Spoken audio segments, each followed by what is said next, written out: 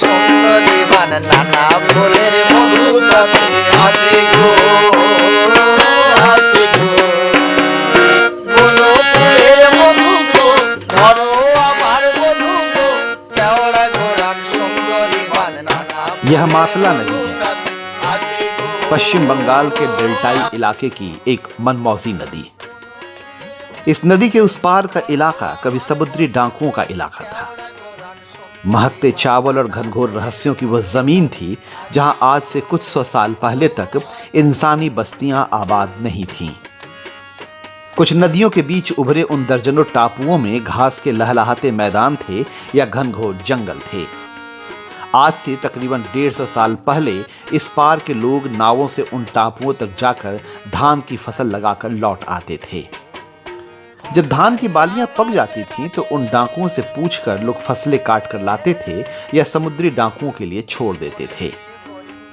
आज हम बंगाल के उसी इलाके की ओर रवाना हो रहे हैं जहां के जंगलों का शहद अपने खालिसपन को लेकर खास चर्चित रहा।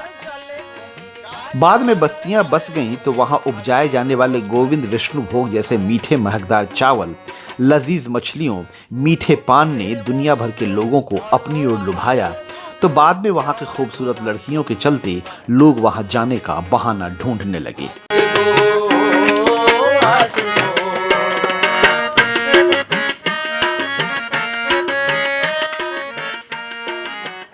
पश्चिम बंगाल के दक्षिण हिस्से की जमीन सुंदरबन इन्हीं बातों के लिए आज मशहूर है। लेकिन इन टापुओं में इंसानी आबादी की गरीबी दुर्भाग्य की कई हदें लांघकर आज दरिद्रता की शक्ल में दिखती है। सुंदरबन की बात हो तो मातला नदी की बात न हो, यह भला कैसे मुमकिन है। उधर स्कॉटलैंड के डेनियन हैमिल्टन नामक एक गोरे साहब का जिक्र इतिहास में दर्ज है जिनका सीधा नाता इस सुंदरबन से है।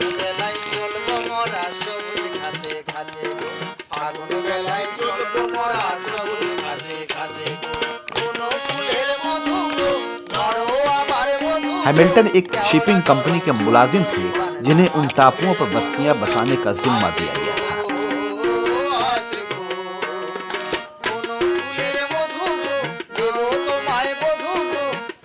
इसके लिए उन गोरे साहब ने छोटानागपुर, बीरभूम, बांकुड़ा और मयूरभंज के मजदूरों को मुहमांगी रकम देकर उन्हें साथ लिया और साल 1904 में वे पूरे दल बल के साथ गोसाबा पहुंचे। तब गोसाबा के जंगलों में आदमखोर बाघ रहा करते थे और पानी में खतरनाक मगरमच्छों का दबदबा था। हैमिल्टन साहब ने इसी मातला को पार कर आगे जाकर अपना ठिकाना बनाया। नमकीन पानी के हिलोड़े लेती मातला इंसानियों के लिए जितना मायने रखती है उतना ही उस डेल्टाई इलाके के वन्य जीवों के लिए खास है। सुंदरबन यानी भारतीय उपमहाद्वीप का वैसा डेल्टाई इलाका जिस पर कुदरत के कुबेर की विचित्र और अनूठी मेहरबानी रही है।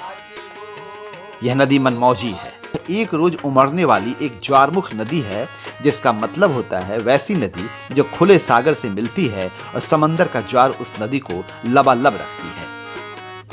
मिर्ची पानी टापू के करीब मातला की एक धारा अपने से एक बड़ी नदी विद्याधारी नदी में जा मिलती है और दूसरी धारा बंगाल की खाड़ी में गिरती है।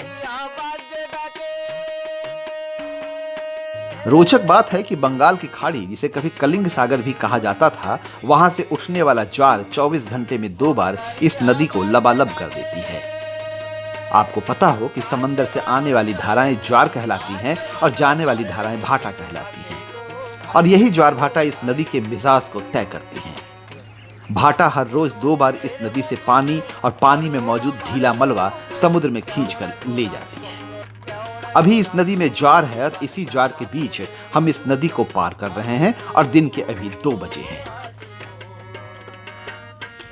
याद रखिए, हर दिन दुनिया भर के हर खाड़ी, सागर और महासागर में 12:26 पर ज्वार उठता है और उसके 6 घंटा 13 मिनट बाद भाटा का प्रभाव शुरू होता है। ऐसा दुनिया में हर जगह होता है। उधर देखिए, नदियों के जिंदा रखने में उन छोटे नालों का बड़ा योगदान रहता है। इसे क्रीक भी कहते हैं और हम इसी क्रीक से होकर गुजर रहे हैं। और क्रीक के साथ मजबूत नायलॉन के नेट लगे हैं जिसके पीछे है रॉयल बंगाल टाइगर की दुनिया।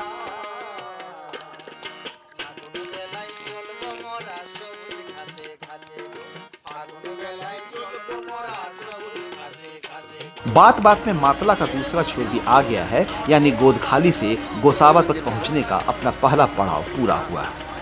याद रखिए, सुंदरबन के अलग अलग टापुओं तक जाने का यही साधन है और जमीन पर पहुंचकर हम इसी तरह की जुगाड़ गाड़ी से एक जगह से दूसरी जगह जाते हैं। यह नजारा सुंदरबन के गांव का है। गोदखाली हमसे बहुत पीछे छूट चुका है।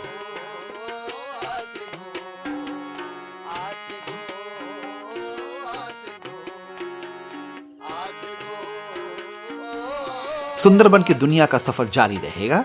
फिलहाल वहां के गोविंद विष्णु भोग नाम के मीठे महीन चावल की बानगी एक लोक गायक के इसी गीत में। গরুর কাঁধে নাঙল দিয়া ঠেলতে ঠেলতে ঠেলতে ভাইজান চল যাই চল মাঠে নাঙল বাইতে ভাইজান চল যাই চল মাঠে নাঙল বাইতে গরুর কাঁধে নাঙল দিয়া ঠেলতে ঠেলতে ঠেলতে ভাইজান চল যাই চল মাঠে নাঙল বাইতে ভাইজান চল যাই চল মাঠে নাঙল বাইতে।